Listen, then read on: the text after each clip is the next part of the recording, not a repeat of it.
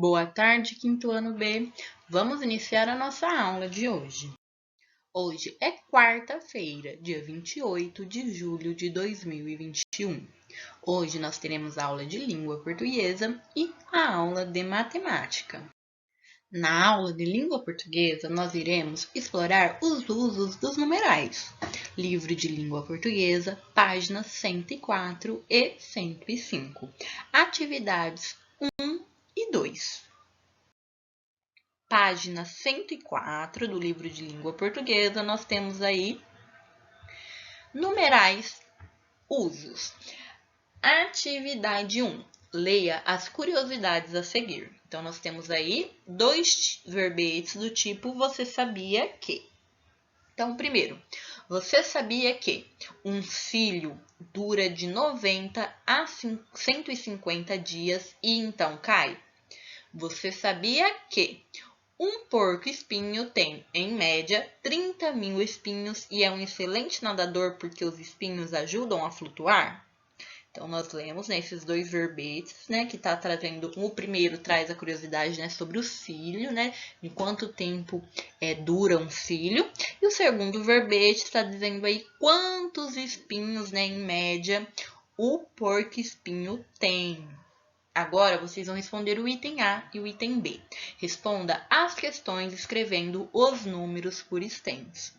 Quanto tempo dura um cílio, Aqui no verbete, os números estão, na representação numérica, 90, 150. Vocês irão escrever por extenso, tá? Item B. Quantos espinhos um porco-espinho tem em média? Ó, tá vendo? No verbete, a representação é numérica, com números. Vocês irão escrever o mesmo número, só que por extenso, tá? Tanto no item A quanto no item B, vocês vão escrever os números por extenso. Palavras que indicam quantidade determinada e expressam um número pertencem a uma classe de palavras, Então, na língua portuguesa, esses números que nós vimos aqui, 90, 150, 30 mil, pertence a uma classe de palavras que se chama numeral. E para indicar a quantidade exata, usamos os numerais cardinais: 5, 10, 89, 90, 150, 30 e assim por diante. Na página 105, nós temos a atividade 2.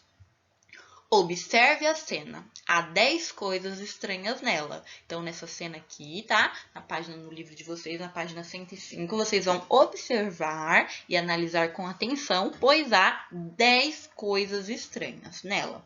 Depois de analisar, e descobrir, você vai anotar, as suas descobertas na ordem que você identificou. Então, primeiro, você vai colocar a sua descoberta, da coisa estranha. Segunda, terceira, quarta, quinta, sexta, sétima, oitava, nona e a 10ª coisa estranha que você encontrou, tá bom? Então, nessa cena, possui 10 coisas estranhas e vocês têm que anotarem essas 10 coisas estranhas na ordem em que você encontrou, na ordem que você identificou. Além de quantidades, alguns numerais, lembra da classe de palavras? Alguns numerais podem indicar a ordem dos elementos em uma série, Para indicar a ordem, usamos os numerais ordinais. Primeiro, primeira, segundo, segunda, terceiro, terceira, quarto, quarta, quinto, quinta, sexto, sexta, sétimo, sétima, oitavo, oitava, nono, nona, 10º, 10ª, tá? E assim por diante. Terminamos aqui, tá? A atividade de língua portuguesa de hoje. Não esqueçam de tirar foto e enviar no grupo da sala ou no meu particular para garantir a presença de hoje, na aula de língua portuguesa. Em matemática, nós vamos resolver, algumas situações problema. Então, livro de matemática, página 73, atividades 8, 9 e 10. Então, na página 73 do livro de matemática, nós vamos ter aí atividade 8, 9 e 10. A atividade 8, Atividade 8, ela cita diferentes ações de retirada e depósito de uma conta bancária. E para resolver, né, a atividade 8, vocês vão ter que fazer cálculos parciais em diferentes etapas, né? Vamos ver quais são essas etapas? Atividade 8. No início da semana, Mariana tinha R$ 1.275 na conta bancária. Durante a semana, ela fez uma retirada de R$ 225, um depósito de R$ 492 e outra retirada de R$ 166. Qual foi o saldo bancário dela no final de semana? Considerando apenas esse depósito e essas retiradas, né? Então, ó, no início da semana ela tinha R$ 1.275, ela, né, fez uma retirada, ela retirou, né, R$ 225.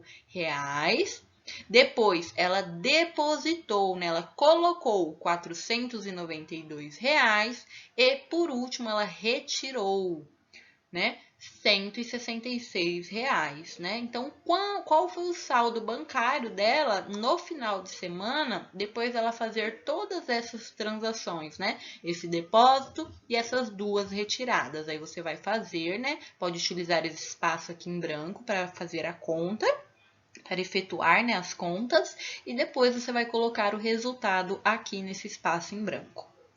Tá? Na atividade 9, né? A atividade 9, ela apresenta uma maneira interessante de calcular mentalmente o resultado de adições e de subtrações, arredondando os números e adicionando ou subtraindo o valor que foi colocado a mais ou a menos, ó. Então, atividade 9, cálculo mental. Veja as dicas de Carlos para efetuar mentalmente 375 mais 199 e 224 menos 98. Vamos ver a dica? Ó, para adicionar 199, eu adiciono 200 e depois tiro 1. Para subtrair 98, eu subtraio 100 e depois adiciono 2. Ó, vamos ver.